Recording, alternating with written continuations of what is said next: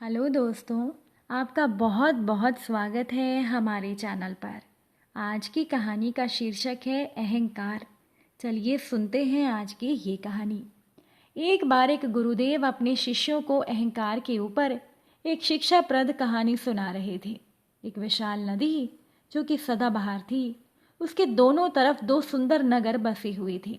नदी के उस पार महान और विशाल देव मंदिर बना हुआ था। नदी के इधर एक राजा था। राजा को बड़ा अहंकार था। कुछ भी करता तो अहंकार का प्रदर्शन करता। वह एक दास भी था, बहुत ही विनम्र और सज्जन। एक बार राजा और दास दोनों नदी के वहां गए। राजा ने उस पार बने देव मंदिर को देखने की इच्छा व्यक्त की। दो नावें थी। रात का समय था। एक नाव में राजा सवार हुआ और दूसरी में दास सवार हुआ। दोनों नाव के बीच में बड़ी दूरी थी। राजा रात भर चप्पू चलाता रहा पर नदी के उस पार ना पहुंच पाया। सूर्योदय हो गया तो राजा ने देखा कि दास नदी के उस पार से इधर आ रहा है। दास आया और देव मंदिर का गुणगान करने लगा। राजा ने कहा कि तुम रात भर मंदिर में थे? दास ने कहा कि हाँ, और राजा जी, क्या मनोहर देव प्रतिमा थी, पर आप क्यों नहीं आए? अरे मैंने तो रात भर चप्पू चलाया। पर गुरुदेव ने शिष्य से पूछा, वत्स बताओ कि राजा रात भर चप्पू चलाता रहा पर फिर भी वो उस पार ना पहुंचा, ऐसा क्यों हुआ, जबकि उस पार पहुंचने में 1 घंटे का समय ही बहुत है? शिष्य ने कहा, हे नाथ, मैं तो आपका अबोध सेवक हूँ, मैं क्या जानूं, आप ही बताने की कृपा करें देव। ऋषिवर कहने लगे, हे वत्स, राजा ने चप्पू तो रात भर चलाया पर उसने खूंटे से बंधी रस्सी को नहीं खोला। और इसी तरह से लोग जिंदगी भर चप्पू चलाते रहते हैं, पर जब तक अहंकार के खूंटे को उखाड़कर नहीं फेंकेंगे, आसक्ति की रस्सी को नहीं काटेंगे, तब तक नाव देव मंदिर तक नहीं पहुंचेगी।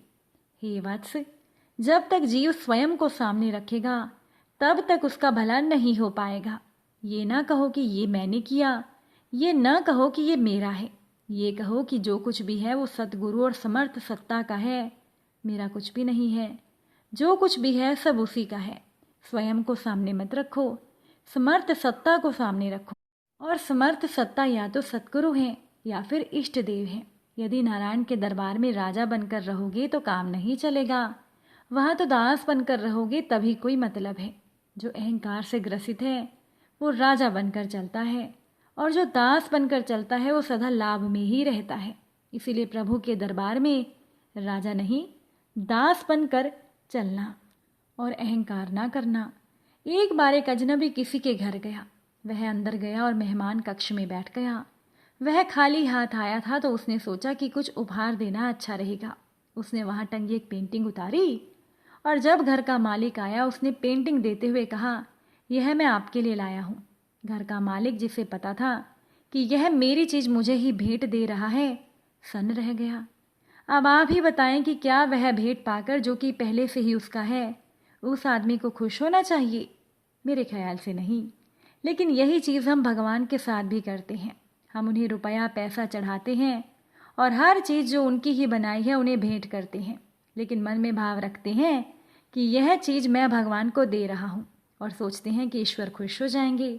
मूर्ख हैं हम यह नहीं समझते कि उनको इन सब चीज़ों की कोई ज़रूरत नहीं। अगर आप सच में उन्हें कुछ देना चाहते हैं तो अपनी श्रद्धा दीजिए और उन्हें अपने हर एक श्वास में याद कीजिए और विश्वास कीजिए कि प्रभु ज़रूर खुश होंगे। अजब हैरान हूँ भगवान, तुझे कैसे रिझाऊँ मैं? कोई वस्तु नहीं ऐसी जिसे तुझ पर चढ़ाऊँ मैं। भगवान ने जवाब दिया, संसार की हर वस्तु तुझे मैंने दी है। तेरे पास अपनी चीज़ सिर्फ तेरा अहंकार है जो मैंने नहीं दिया। उसी को तू मेरे को अर्पण कर दे, तेरा जीवन सफल हो जाएगा। अगर आज की ये कहानी आपको अच्छी लगी हो, वीडियो को लाइक शेयर ज़रूर कीजिएगा। चैनल पर नए हैं तो सब्सक्राइब भी कीजिएगा। आज की कहानी सुनने के लिए आप सभी का बहुत बहुत धन्यवाद।